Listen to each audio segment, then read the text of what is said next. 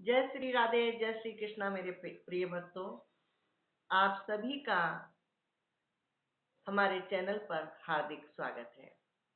आज पूर्णिमा है और पूर्णिमा के दिन हम श्रीमद् भागवत कथा का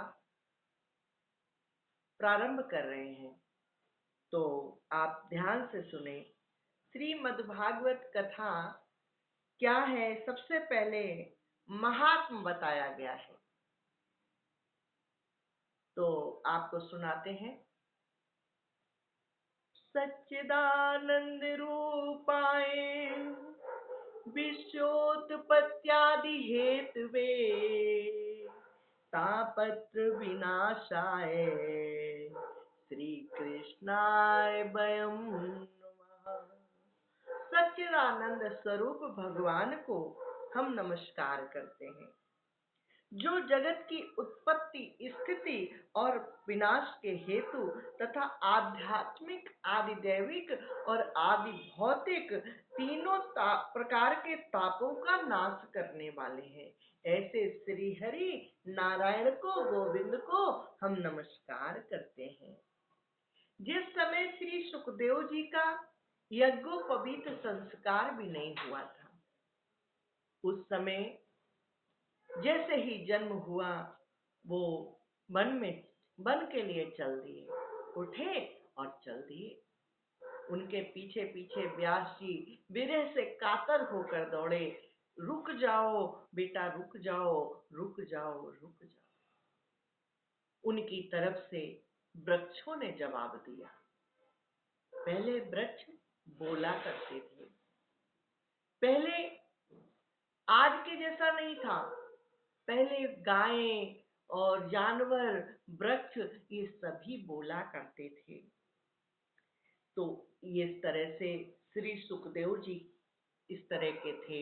उन्होंने इस कथा को आगे बढ़ाया, सभी को सुनाया, जो हमारे कानों के लिए अमृत के समान है।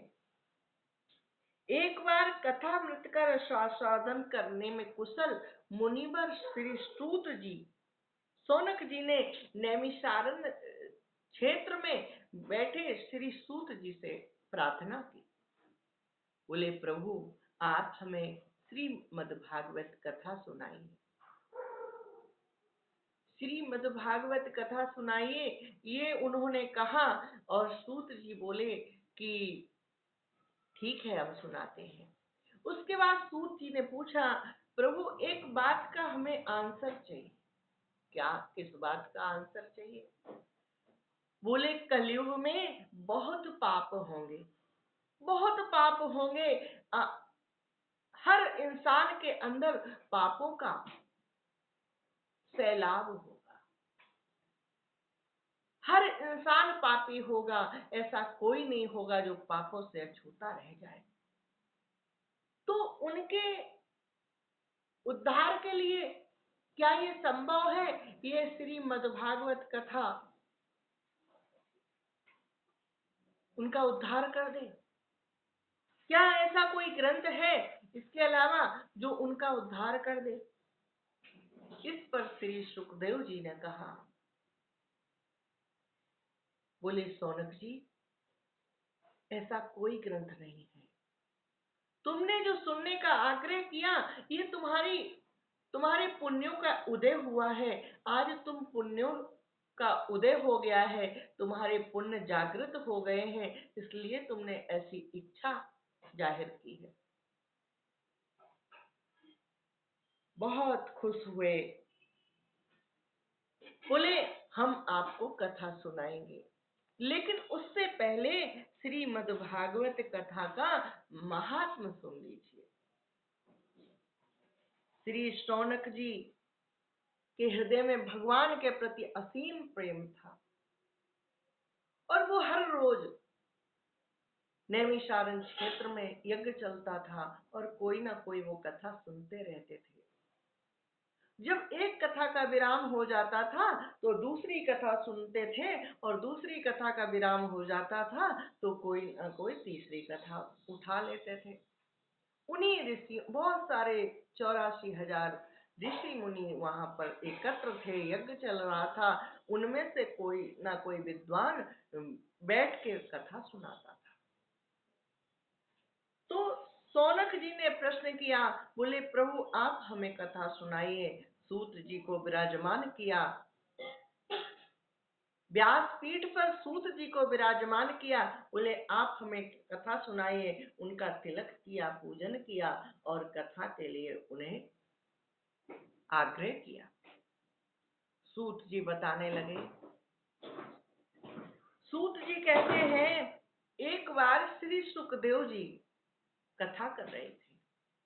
जब परीक्षित के उद्धार के लिए श्री सुखदेव जी कथा कर रहे थे, उस समय देवता लोग आए, स्वर्ग से देवता आए, ब्रह्मलोक से ब्रह्मा जी आए, कैलाश से शिव जी आए, सभी देवी देवता एकत्र हो गए और उन्होंने श्री सुखदेव जी से प्रार्थना की। बोले प्रभु आप हमें कथा सुना दीजिए। सुखदेव जी वो ने किसी बात का, उनकी बात का आंसर नहीं दिया। जब उन्हें लगा कि ये हमें कथा नहीं सुनाएंगे, तो वो अमृत का कलश लेकर आए। उन्होंने अमृत का कलश उनको पकड़ाने का प्रयास किया। बोले प्रभु ये अमृत आप ले लीजिए, इन परीक्षित को ये अमृत पिला दीजिए और कथा हमें सुना दीजिए। सुखदेव जी हंसने लगे, बहुत तेज हंसे सुखदेव जी। बोले कहाँ कांच और कहाँ मणि, कहाँ श्रीमद् भागवत कथा और कहाँ ये अमृत। श्रीमद् भागवत कथा हमें जन्मों जन्मों के पापों से उद्धार कर देती है। हजारों करोड़ों जन्मों के जो पाप एकत्र हैं, उनसे हम मुक्त हो जाते हैं और उनसे मुक्त होकर गोविंद के चरणों में विश्राम पाते हैं। और ये अमृत पीकर हम क्या करेंगे, क्या परीक्षित करेंगे? अमृत पी लिया और मन में शांति नहीं हुई तो इस अमृत का क्या फायदा? इस अमृत को पीकर अगर अशांत प्राणी भटकता रहा तो उसको पीकर अमर होकर क्या करेगा? परीक्षित की तरफ से बोले इन्हें तो शांति चाहिए, इन्हें गोविंद के चरणों में विश्राम चाहिए, इन्हें ये अमृत नहीं चाहिए। कहाँ कांच, ये जो तुम्हारा अमृत है ना, ये कांच है और ये श्रीमद् भागवत कथा है, ये मणि है। ऐसा कहकर श्री सुखदेव जी ने उनकी हंसी उड़ा दी। सुखदेव मुनि बहुत तेज हंसे और देवताओं को मना कर दिया। देवता थोड़ी देर के लिए अशांत हो गए, फिर एक तरफ बैठ गए।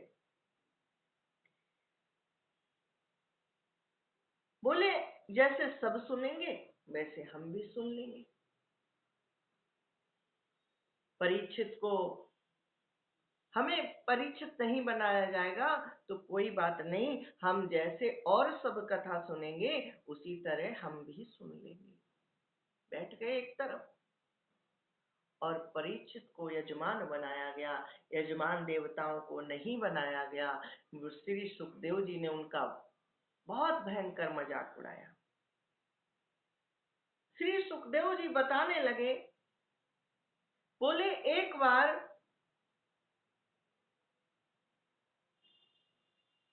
की बात बताते हैं। ब्रह्मा जी को भागवत जी पर शक हुआ। श्री सुखदेव जी ने जब परीक्षित का उद्धार हो गया, उसके बाद जब दोबारा कथा कही, उस दोबारा जब कथा कही है उसमें बताया है, बोले ब्रह्मा जी को शक हुआ परीक्षित की मुक्ति को देखकर। उन्होंने एक तरफ सारे ग्रंथ रख दिए, सारे ग्रंथ रख दिए, सारे शास्त्र, सारे पुराण, सारे वेद दिए और एक तरफ श्रीमद् भागवत को रख दिया। तो देखते क्या है, भागवत जी का पलड़ा नीचे रह गया। तब उन्हें लगा कि सच में श्रीमद् भागवत कथा के समान कोई नहीं है।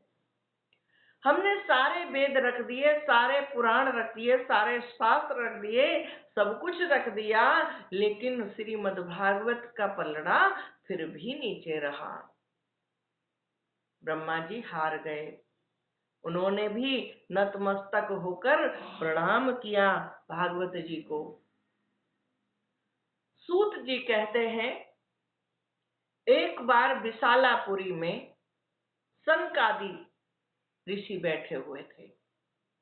वहां पर घूमते घूमते नारद जी आए। नारद जी से उन्होंने बैठने को कहा, वो बैठ गए, लेकिन बहुत उदास बैठे थे। उनके मन में कोई द्वंद्व चल रहा था, कोई युद्ध चल रहा था, जिससे वो परेशान थे। सनकादि मुनि थोड़ी देर देखते रहे, उसके बाद उन्होंने प्रश्न किया। बोले, नारद जी, क्या कारण है? इतनी उदासी, इतनी तकलीफ, इतनी थकान क्यों है?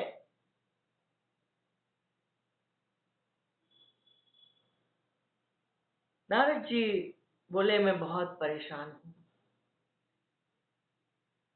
शंकादि भगवान प्रभु, कोई उपाय हो, कोई विधि हो तो हमें बताओ, हमें क्या करना चाहिए? बोले, आप कोई बात तो पूरी बताओ तो हम कुछ बताएं। तो उन्होंने कहा, एक अभी मैं वृंदावन से लौट रहा हूं। मैं वृंदावन गया था, वहां की भूमि पर वहां मैंने एक युवती को देखा। वो युवती जवान थी और उसके जो दो पुत्र थे वो बूढ़े हो चुके थे और वो बेहोश से पड़े थे। वो युवती जवान थी, वो बैठी थी और दोनों बच्चों का सर अपनी गोद में रखकर रो रही थी। उस रोती हुई युवती के पास में गया, मैंने देखा तो उसे समझने का प्रयास किया, क्यों रो रही है। उस युवती ने, जब मैं चलने लगा, मेरे कुछ समझ नहीं आया, मैं वहां से चल दिया, तो उस युवती ने आवाज दी। बोले, नारद जी, रुक जाइए, रुक जाइए, रुक जाइए, मेरी समस्या का समाधान कीजिए। मैंने उस युवती से पूछा, देवी, तुम कौन हो और ये पुत्र कौन है? ये जो पुत्र, जो दो बूढ़े इंसान हैं, ये कौन है? उस पुत्री ने जवाब दिया, ये उस स्त्री ने जवाब दिया कि ये दोनों हमारे पुत्र हैं। माँ जवान हो और पुत्र बूढ़े हों, ये कैसे हो सकता है? नारद जी को ये देखकर आश्चर्य हुआ और पूछा, देवी, तुम तो जवान हो और ये तुम्हारे पुत्र बूढ़े हैं, ऐसा कैसे हो सकता है कि ये तुम्हारे पुत्र हैं? उसने कहा, प्रभु, ये हमारे पुत्र हैं और कलयुग के पापों के कारण ये बूढ़े हो गए हैं। अब इनमें चेतना नहीं है,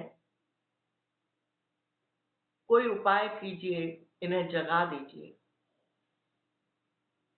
नारद जी बोले, हमने घंटा बजाए, घड़ियाल बजाए,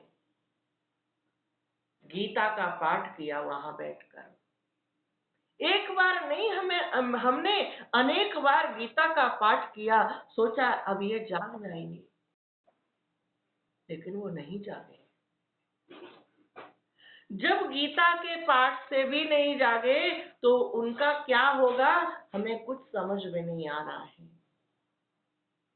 उस देवी को सांत्वना देकर मैं चला तो आया हूं। उस देवी ने अपना नाम बताया, बोली मैं भक्ति हूं और ये मेरे 2 पुत्र हैं, ज्ञान और वैराग्य। अब ज्ञान नहीं है, अब वैराग्य नहीं है, दोनों बूढ़े हो चुके हैं, कलयुग अपने चरम पर पहुंच गया है, अब हमारा क्या होगा। गीता का पाठ होता रहा, सुनती रही, जब नहीं जागे तो वो फूट फूट कर रो पड़ी। बोली प्रभु अब क्या होगा।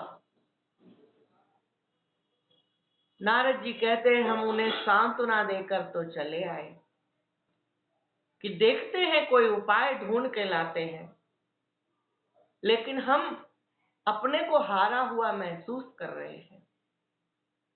हमें लगता है अब कुछ नहीं हो सकता।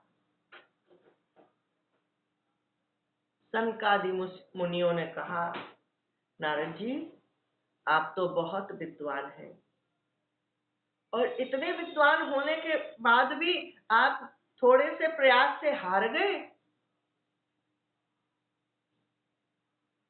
बोले फिर क्या करूं।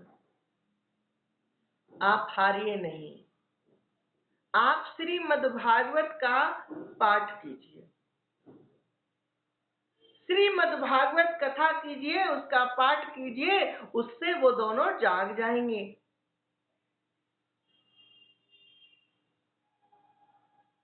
नारद जी बहुत खुश हो गए। बोले श्रीमद्भागवत कथा के पाठ से जाग जाएंगे, इतनी छोटी सी बात। बोले हाँ ये कोई बड़ी बात नहीं है। श्रीमद्भागवत कथा जहाँ होती है वहाँ ज्ञान वैराग्य जवान हो जाते हैं और भक्ति तो जवान है ही।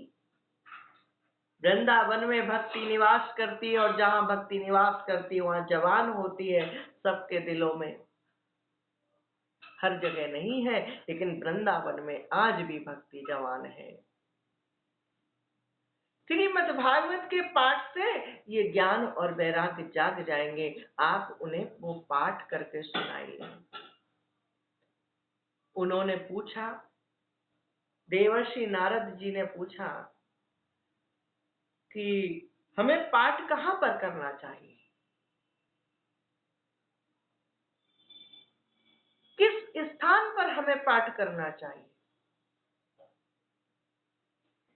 तो सनकादि मुनियों ने जवाब दिया, बोले ऋषिकेश में एक आनंद नाम का वन है, वहां के पशु पक्षी भी आपस में बहुत प्रेम करते हैं, वहां अद्भुत शांति है, अद्भुत शांति है।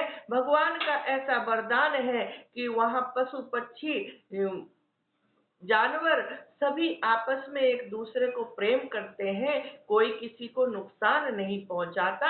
आप वहां बैठकर पाठ कीजिए। नारद जी बहुत खुश हो गए। उन्होंने सभी देवताओं को इकट्ठा किया और बोले हम भागवत करने जा रहे हैं, आप सब भागवत जी की व्यवस्था में सहयोग कीजिए। सभी देवी देवता खुश हो गए और सब देवी देवता खुश होके सबको निमंत्रण देने लगे।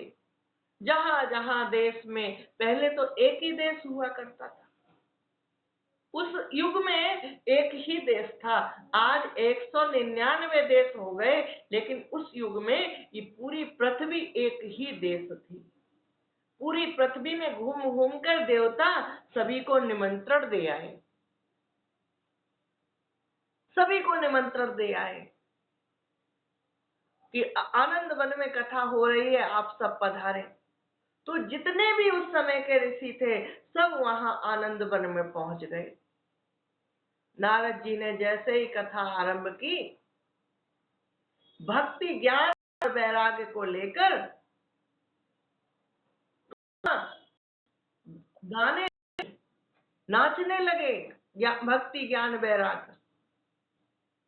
तो उसने कहा मैं कहाँ बैठूं, कहाँ विराजमान हूं।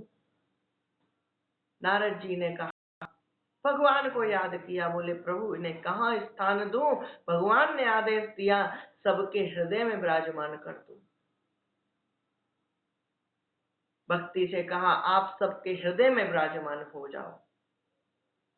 ज्ञान वैराग्य जो ध्यान ईश्वर का करे, उनके उनके हृदय में आप भी निवास करो। तो इस तरह से भक्ति महारानी खुश हो गई, ज्ञान वैराग्य को चेतना आ गई। अब कल हम गोकर्णोपाख्यान का आरंभ करेंगे। भागवत महात्म्य में गोकर्णोपाख्यान बहुत महत्व रखता है। इससे हमें शिक्षा मिलती है कि श्रीमद् भागवत कथा से क्या क्या हो सकता है। अद्भुत प्रसंग है, आप लोग जरूर देखा करिए, और जब देखा करिए ना तो ज्यादा से ज्यादा लोगों को शेयर कर दिया करिए, क्योंकि भागवत सुनाने का बहुत बड़ा महत्व है। जितने ज्यादा लोगों को भागवत सुनाई जाए और जो सुनाता है उतना उसको फल मिलता है। कल की वीडियो में बताऊंगी कितना फल मिलता है, इसलिए कल की वीडियो अवश्य देखिएगा। ओके, और अपना बहुत ख्याल रखिएगा। चैनल पर नए आए हो तो चैनल को सब्सक्राइब करना ना भूलिएगा। चैनल को सब्सक्राइब कर देंगे तो हर वीडियो का आपको नोटिफिकेशन आपके मोबाइल में पहुंच जाएगा। वीडियो कथा अच्छी लगी हो तो लाइक कीजिएगा, कमेंट कीजिएगा, ज्यादा से ज्यादा शेयर कर दीजिएगा। जितना ज्यादा शेयर करेंगे उतने ज्यादा लोगों को कथा सुनने को मिलेगी, और जितने ज्यादा लोगों को कथा सुनने को मिलेगी उतना आपको फल मिल जाएगा। वो फल आपको भी मिल जाएगा। आप सुन रहे हो वो तो मिलेगा ही मिलेगा, और जितने ज्यादा लोग सुनेंगे उसका फल भी आपको मिल जाएगा। कितना मिलेगा कल की वीडियो में बताऊंगी, कहीं जाइएगा नहीं, पूरा सुनिएगा। चैनल पर नए आए हैं तो चैनल को सब्सक्राइब करना ना भूलिएगा, और अपना बहुत ख्याल रखिएगा। श्रीमद् भागवत कथा आरंभ हो रही है, मैं सबको निमंत्रण दे रही हूँ, आप सब आइए, आप सब सुनिए। अपना बहुत ख्याल रखिएगा। कल फिर मिलते हैं एक नए प्रसंग के साथ।